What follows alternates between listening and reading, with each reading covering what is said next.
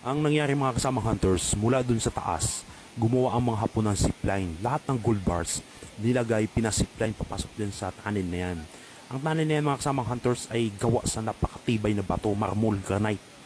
Tapos, nung nangyari na mga kasamang hunters, nung naipasok ng lahat, ang ginawa ng Hapon, pinasabugan yung tunnel na yan. So ngayon, wala nang pwedeng makapasok dyan. Except mga kasamang hunters, itong dam na ito, gibain or pasabugan mga kasamang hunters.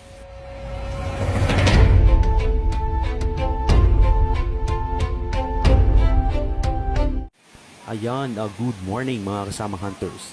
At nandito tayo ngayon sa abandoned na water reservoir. Ang tawag dito mga kasamang hunters ay Old Wawa Dam. Ang Wawa Dam ay mid-1942 mga kasamang hunters. Ito ay inokupa ng Japanese noong Second World War. At dito ang isa sa mga naging target nila na paglalagay ng imperial treasures. Actually mga kasamang hunters, itong dam na ito ay itong nasa baba ng kabilang bundok niyan ay na-hit na yan. Na-hit na lang.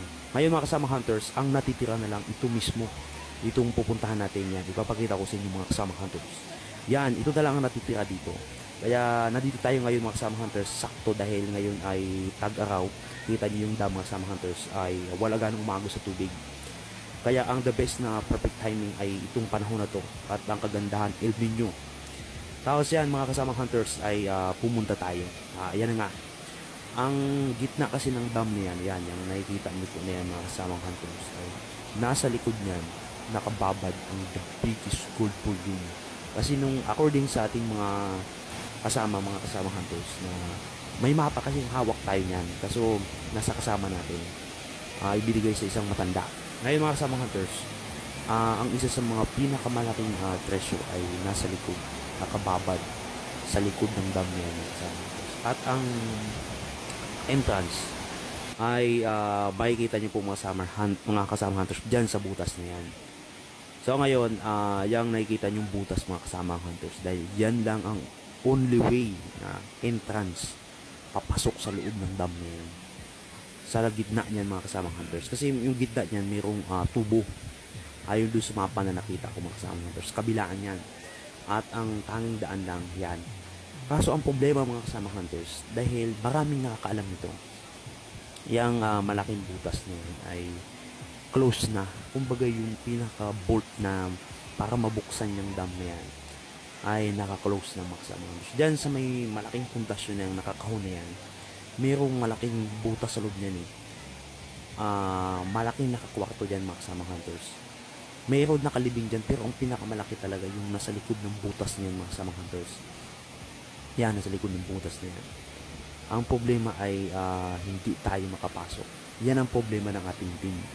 Yan, tingnan nyo po mga kasamang hunters. Malaking yan. Yung malaking passage niya, papasok sa loob niya. Yan ang problema natin. Paano ngayon kasi may mga bolt ang loob, sana may mga gear ang loob niyan mga kasamang hunters. Ang problema, hindi na nasira yun. Kaya nung pinuntahan ng ating mga kasamang team yan, nagplano kami kung ano yung maganda. Hindi naman pwedeng pasabugan yan, baka magiba yung dam mga kasamang hunters. Sabi ko ay hanapan natin ng paraan, baka mayroon pang way para makapasok tayo sa loob niyan. Kita niyo po mga kasamang hunters, dapat kasi yung butas na yan, walang lumalabas sa tubig dyan, naka-close talaga. Ayan, yan ang problema natin.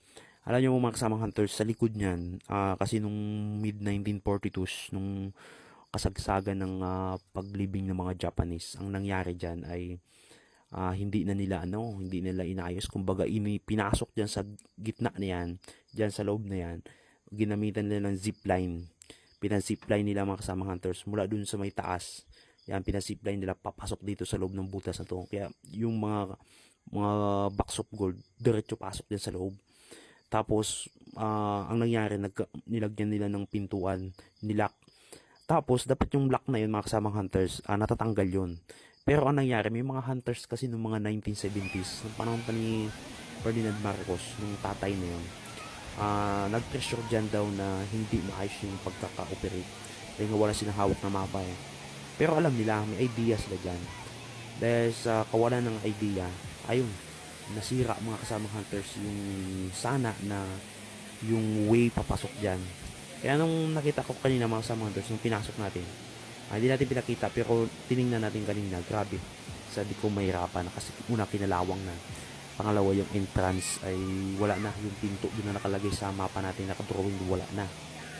Kaya sabi ko may possible pa yan na mapasok natin mga kasamang hunters, pasabugan, or else kung meron tayo mga magagandang pamputas sana para matanggal kasi yung bakal mga kasamang hunters, pag chinik nyo sa loob yan, sa likod ng yung dam na yan, ano siya, pundido.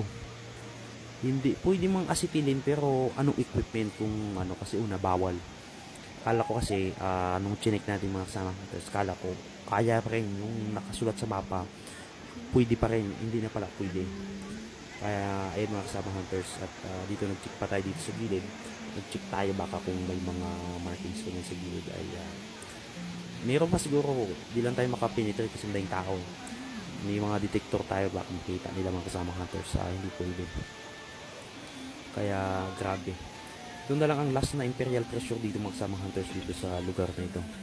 Actually noon may isang private na company dyan mga kasamang hunters na nagka-interest ng plano nga ayusin, rehabilitate yung dam, ayusin, at nagdala ng mga equipment niya kaso nga lang hindi nagkasundo sa, alam niyo na, sa DENR at saka sa parang may nagki-claim dyan isang mayamang tao din sa lugar na ito, kaya hindi natuloy.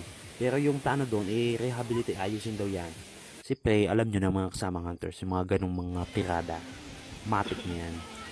Tapos mga kasama hunters, dito pupunta tayo dito sa gilid. Mayroon pa akong nakita dito, bagamat ito ay wala na sa mapa pero may napapansin akong kakaiba dito. May isang maliit na entrance din dito pero hindi ganong lumalabas yung tubig. Yan, dito sa gilid mga kasama hunters. Kita yung kagandahan ng dam na yan mga kasama hunters, napakatibay talaga kasi ang gumawa niya ng mga Americans noong 1909 at natapos daw yan noong 1914. Yes, mga 1911, 1912 gano'n. Tapos naging operational nung panahon ng Amerika. Yan mga kasama hunters, yung na-imbornal na yan. Sabi ko nga sa kasama ko na kung sisirin natin kasi napakaliit pala. At saka di natin alam kung ano yung nakatira dyan sa loob. Pero sabi ko mga kasama hunters, pag gabi, yung mga wala ng tao, pasukin yan. Check natin, sabi ko baka, di ba? Kaso hindi natin madetect kasi kita nyo po mga kasamang hunters yung bakal, yung tubo. Nakikita nyo, yan yung tubo na yan, pundido yan mga kasamang hunters, yung mga sinaunang bakal yan. Kaya sabi ko, baka kung mayroong mga siniksik dyan, mga giveaways, no? Dyan. Kasi sabi ko, may tubig. Parang di kayang pahigupan Baka may water trap, di ba? Parang water trap na nga yan Sabi ko, baka may mga small deposit dyan.